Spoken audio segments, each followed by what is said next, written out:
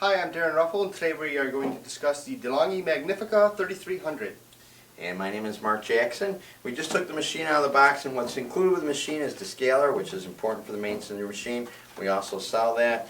And then inside here is your owner's manual. There is a quick start DVD and also a quick start book, as well as the full-fledged owner's manual. And as well as a water test strip, which is taped to the inside. There is a water test strip. Yes, there is. Let me first go around to the front here and describe the buttons. We'll turn the machine on, and while I'm waiting for that, you'll see here's the on button, here's the single cup button, here's the double cup button, and here's your hot water button. Sometimes when you first get the machine, this will be blinking, and all that means is you need to open up the steam worm like so, and you'll get hot water through it. You just want to get, you basically want to prime the pump, so you'll get about an ounce or two of water. That light will turn off, and then these will continue to flash until they go full green. That means they're ready to brew.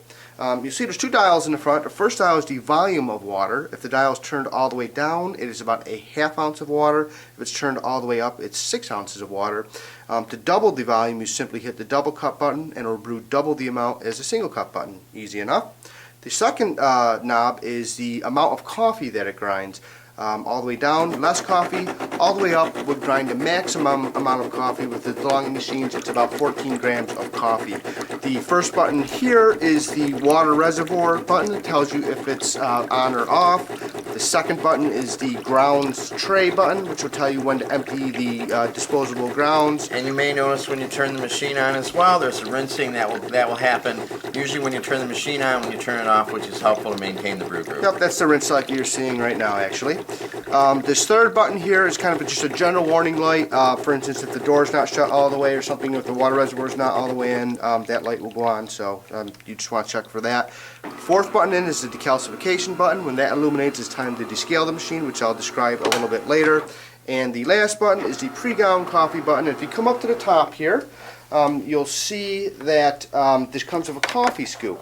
And what that allows you to do is to use pre-ground coffee. You put one scoop in the container here, press the single brew button, and it'll brew. Won't use a grinder. It'll brew right from the brew spout here. For instance, if you want to use decaf.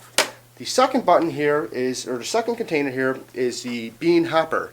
And here you have your beans. You'll see there's an adjustment knob here. It goes from 1 to a 7. 7 being the coarsest setting, and 1 being the finest setting. You want to adjust this while it's actually grinding. For instance, if it's going too slow, you might want to adjust. If the coffee's coming out too slow, you might want to adjust it so it's grinding a little coarser. If it's going too fast, you might want to adjust it so it's grinding a little finer. And then on the side here, you have your water reservoir. It's a 60-ounce water reservoir. Simply pulls out like so. You fill it up. Again, if the indicator light goes on like so, as soon as it's full, put it back in, and the indicator light goes off. Let's brew some coffee, Mark. Sure. Now that we're all set up, what I'm going to do is we got this dialed in to brew about 2 ounces of coffee, so I'm just going to press the single shot button, and you'll hear it kick into action. While that's brewing, what I'm going to do next is I'm going to get some milk ready to go. Actually, Darren's going to do that for me.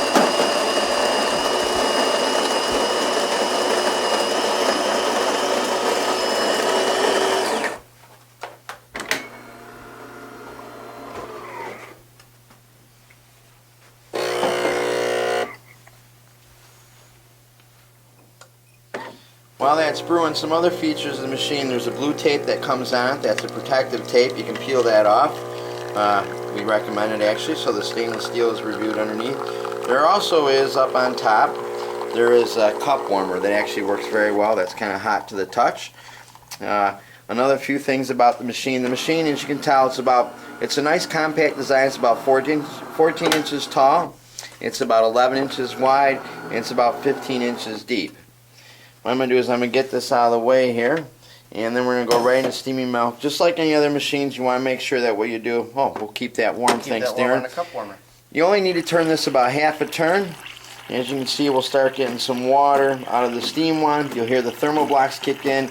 The nice thing about this machine is it is a dual thermal block system, so it goes pretty rapidly, as you can tell, hence rapid steam as some people call it. It goes pretty quickly between brewing and steaming. I'm going to go ahead and turn that off and get my milk ready. Now, the trick with these wands is you just want to let the wand do the work. So what I'm going to do is I'm going to stick the milk right below the surface a little bit, And I'm going to go ahead and turn this on. And it's going to start in, it's going to steam. I'm just going to hold my position, my pitcher in the right position as I have it now, and it's going to froth up all the milk and give me the foam that I desire. The other things with the Panarello one, there is a hole in it. You want to keep that clean. You're going to wipe it down before and afterwards, and then you can remove the Panarello wand to clean that out, and you're also going to be able to clean out the inner hole, the inner tip inside the steam wand.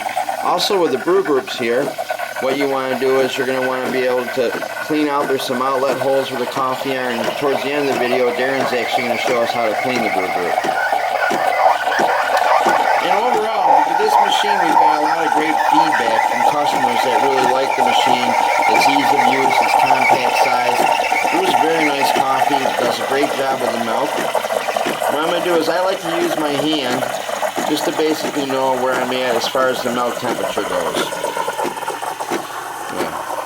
Make sure we got a better angle there. Sorry there, Mr. Cameraman.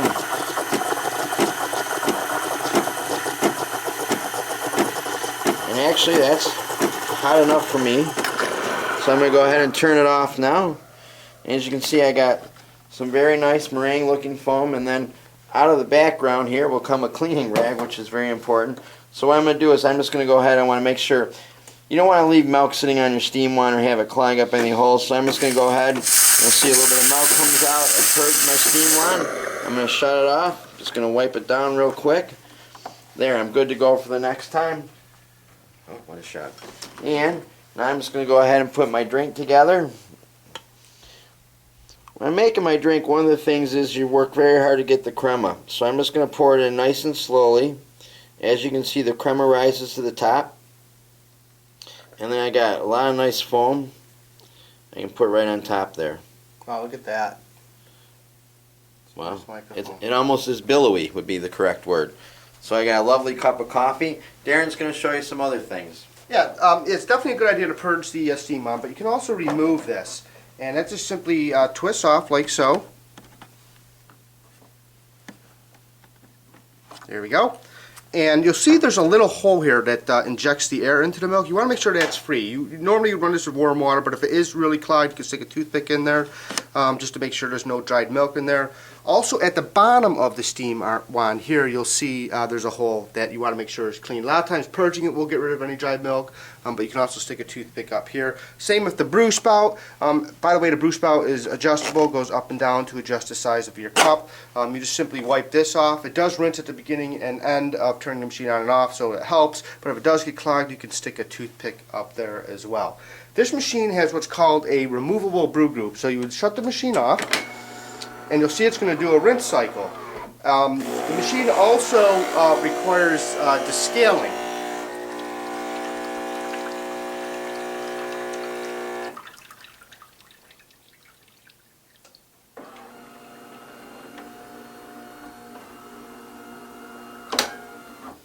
So to descale the machine, the first thing that Mark had mentioned, it did come with a water test strip.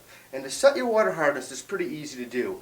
You press and hold, while the machine is off, you press and hold the descale button until these lights illuminate.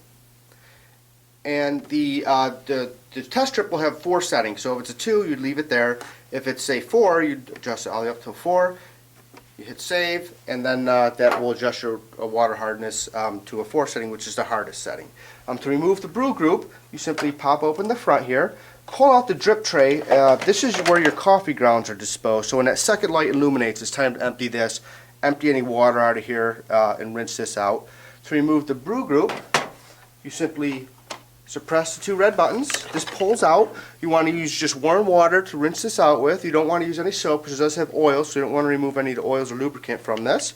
And then when you're done with that, it simply pops in like so. Put your drip tray back. And as I mentioned, to descale the machine, this fourth light will illuminate when it's time to descale the machine. So to do that, while the machine is on, you press and hold the descale button. You pour the recommended amount of solution in the water reservoir. Then you open up the steam wand. Water will purge out of the steam wand, and it takes about 30 minutes in total. And it will run the solution throughout the boiler, throughout the internals of the machine. And once that is done, all you need to do is fill the water reservoir with clean water, and then just run some just regular water through the steam arm into about probably a 30 ounce to 40 ounce container, and that will flush all the solution out of the machine. It's a pretty easy process. We definitely recommend you do it, and that is all that is needed to clean this machine. Anyways, thanks for visiting us today. Again, it's a very good machine. We've got a lot of great feedback on it. It's compact. It works well. If you have any questions, give us a call. Yeah, thanks for watching our video.